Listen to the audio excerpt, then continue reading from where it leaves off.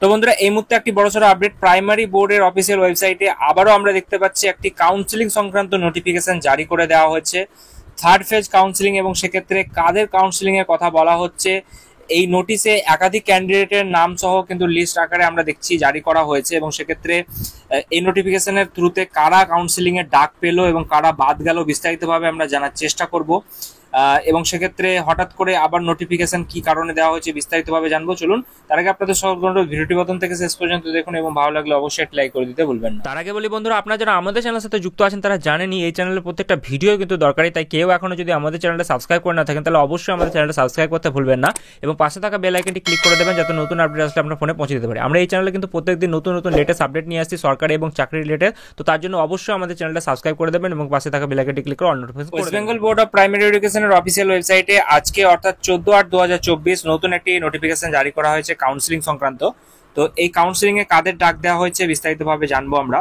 তো নোটিশের প্রথমে আপনারা দেখতে পাচ্ছেন যে 14/8/2024 ডেট দিয়ে মেমো নাম্বার দিয়ে কিন্তু নোটিফিকেশনটি জারি করা হয়েছে। এখানে যেটা উল্লেখ করা হয়েছে সাবজেক্টে দেখুন যে pertaining to third phase counselling of empanel candidates under state wide merit list medium wise and category wise who have not been empanel in the relevant district wise panel. তো সেক্ষেত্রে যারা এমপ্যানেল ছিলেন কিন্তু এখনো পর্যন্ত যাদের কাউন্সিলিং হয়নি তাদের থার্ড ফেজে কিন্তু ডাকা হয়েছে, এবং সেক্ষেত্রে তাদের নাম সহ তাদেরকে কিন্তু উল্লেখ করে এখানে বলে দেওয়া হয়েছে কবে কাউন্সিলিং হবে।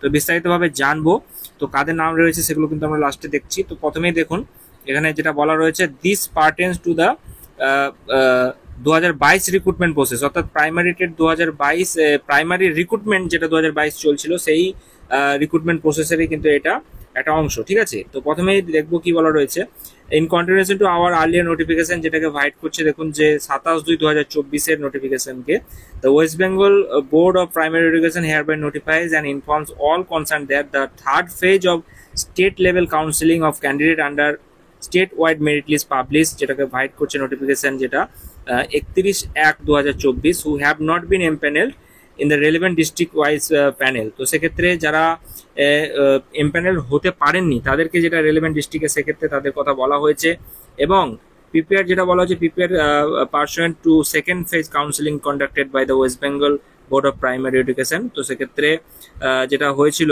21/2/2024 এবং 24/2/2024 উইল বি হেল্ড, যেটা বলা হচ্ছে যে সেকেন্ড ফেজে হয়েছিল কিন্তু তারা সুযোগ পায়নি, এমপ্যানেল হতে পারেনি, তো তাদের এই থার্ড ফেজে নেবে।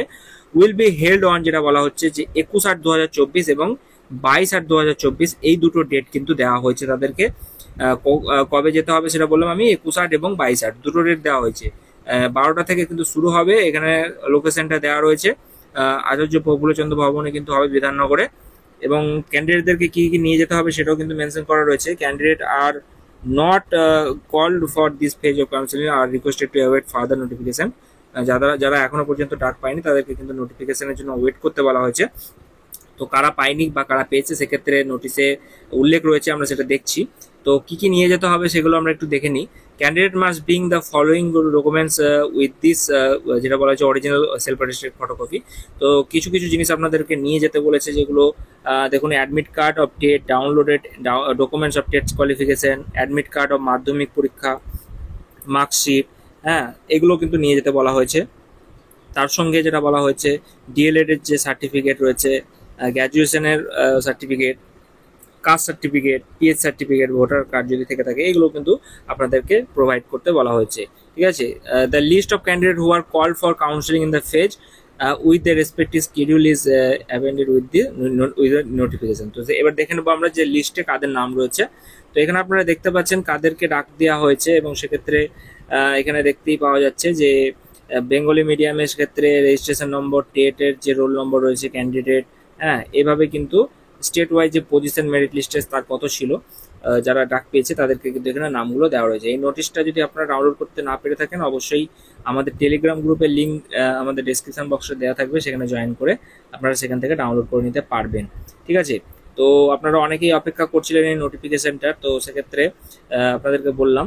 তো কিছুদিন আগে আপনারা হয়তো ভিডিওতে আমাদের দেখেছেন যে শিক্ষামন্ত্রী ব্রাত্য বসু তিনি কিন্তু বলেই দিয়েছেন যে রিক্রুটমেন্টের যে নোটিফিকেশন সেটা খুব তাড়াতাড়ি আসবে, কারণ অনেকেই 2022 এবং 23-এ পাস করে রয়েছে এবং তারা কিন্তু অপেক্ষা করছে কাউন্সিলিং এ কবে কি হবে না হবে। পরবর্তী ধাপ কবে কি আসছে না আসছে, তো সেই নিয়ে কিন্তু তিনি জানিয়েছেন এবং সেই নিয়ে এবার কাজ কিন্তু আগাচ্ছে। ঠিক আছে, কিছুদিন আগে বহরমপুরের সভাতে তাকে জিজ্ঞাসা করা হয়েছিল এই ব্যাপারগুলি নিয়ে এবং তিনি স্পষ্ট করে জানিয়েছেন যে রিক্রুটমেন্ট প্রসেস যত শীঘ্রই তারা পারবে তারা কিন্তু বার করার চেষ্টা করছে। তো সেক্ষেত্রে আপনারা যারা প্রাইমারি টেট পাস করে রয়েছেন 2022 এবং 23, আমাদের অলরেডি আপনারা জানেন যে উইনার্স একাডেমির তত্ত্বাবধানে আমাদের টাই আপ হয়েছে এবং সেক্ষেত্রে আমাদের অনেক ক্যান্ডিডেট তারা কিন্তু ওখানে নিজেকে প্রিপারেশন নিচ্ছে, নিজেদেরকে প্রিপারেশন নিচ্ছে বাড়িতে বসে। অনেকে আপনারা দূরে থাকেন, তো সেক্ষেত্রে আপনারা যারা প্রাইমারি টেট 2022 এবং 23 পাস করে রয়েছেন এবং প্রিপারেশন নিতে চাইছেন ইন্টারভিউয়ের জন্য, তারা অবশ্যই আপনারা আমাদের সাথে যোগাযোগ করবেন। আমি ডিটেলসটা আপনাদেরকে দিয়ে দিচ্ছি, আপনারা কল করে জেনে নেবেন কবে কি ভর্তির ডেট রয়েছে। ঠিক আছে, আর ভিডিওটা ভালো লাগলে অবশ্যই লাইক করে দেবেন, কোনো জায়গায় বুঝতে অসুবিধা হলে কমেন্টে জানাবেন, আমি আপনাদেরকে ক্লিয়ার করার চেষ্টা করে দেবো। ঠিক আছে, তো চলুন দেখা হচ্ছে পরবর্তী আরো একটি গুরুত্বপূর্ণ ভিডিওতে।